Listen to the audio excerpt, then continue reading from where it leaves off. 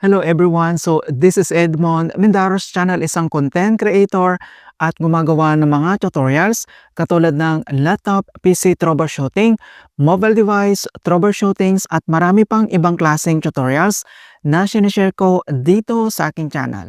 At sa bidyong ito ay pag-uusapan natin kung ano ba yung difference between virtual card at physical card on Maribang app. So ang dami kasi nagko-comment sa aking tutorials, yung iba na bago lang kung ano ba yung pagkakaiba ng virtual card at physical card. So in general muna mga kaibigan, so ang tinatawag na virtual debit card ay isa itong digital versions ng physical cards na may makikitang card number, expiration date at CVV na nasa mobile banking app, while yung physical debit card naman, ginagamit ito sa purchases, nakalagay yung card holder name, yung 16-digit na card number, expiration date, CVV at yung magnetic stripe and then yung kanyang chip.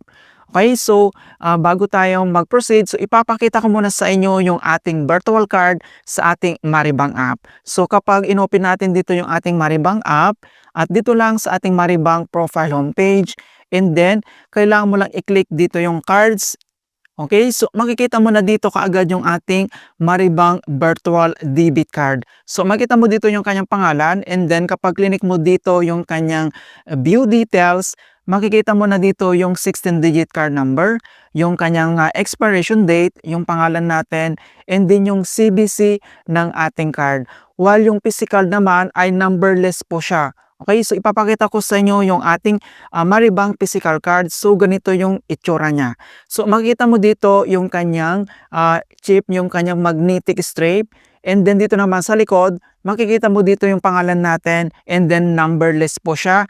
Nakalagay lahat dito sa kanyang chip, yung informations natin, yung details natin, nakalagay dito sa tinatawag na magnetic strip kapag ginamit natin yan. Alright, so ang Maribang virtual card at yung physical card ay essentially parehas po sila pero nagagamit sa different types ng transactions. Same naman yung kanilang underlying card informations. At ano ba yung kanilang similarities at differences ng bawat isa? So ang virtual card ay available activation siya instantly for free sa Maribang app. So dito lang sa ating Maribang na app, so libre po yung pag-activate ng ating virtual card. Wala po yan bayad. So ilalagay ko sa description box kung paano ba i-activate yung ating virtual card na dito sa ating Maribang app. So napakadali lang naman yan i-activate. So yung physical card naman, so ito yung hawak ko, yung Maribang physical card natin, ay pwede kang mag-order nito, mag-avail at may bayad po siya ng 99 pesos. So dapat may laman yung account mo dahil doon i-deduct yung pangbayad natin sa physical card na ito. So umaabot naman ito mga 5 days lang sa akin, na-receive ko na. So napakabilis lang naman. So ilalagay mo lang doon. So nakalagay na automatic doon yung address natin na nakalagay dito sa ating Maribang account, and then yung pangalan natin. At i-deliver na sa'yo yan. So napakabilis lang naman, hindi na aabot yan ng 10 days as nakalagay doon kasi yung kanyang delivery time, yung expected delivery time niya ay 10 days yung nakalagay. At dito naman tayo sa kanilang usage ng virtual card and then yung physical card. So ang usage nila, ang virtual card ay primarily sa online payments at subscriptions nagagamit po yan.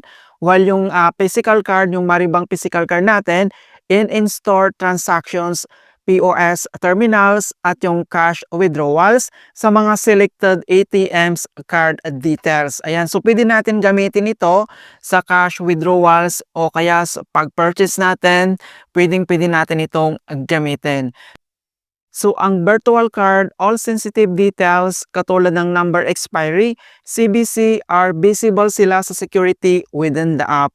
Okay, so dito lang sa ating Maribang app makikita natin yung kanilang details, yung kanyang security.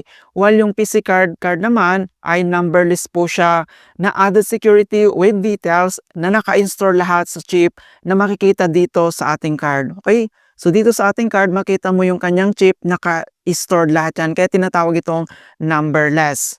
At doon naman sa kanilang account link, so sa virtual card, both nakalink sa same Maribang deposit, while yung physical card, both share the same card, informations at balance. Okay, so napakadali lang naman yan intindihin at maintindihan naman natin kung ano yung tinatawag na virtual card. Ibig sabihin, online po yan, nasa app, and then yung kanilang physical card naman, so hawak-hawak natin yung physical card na pwede natin magamit sa purchases natin. Alright, so ganun lang po kasimple kung ano ba yung pagkakaiba ng virtual card at physical card ng Maribang app. In hope na nakapagbigay ako ng konting kalaman at guide tungkol sa Maribang app tutorials. Thank you guys and see you in my next tutorials.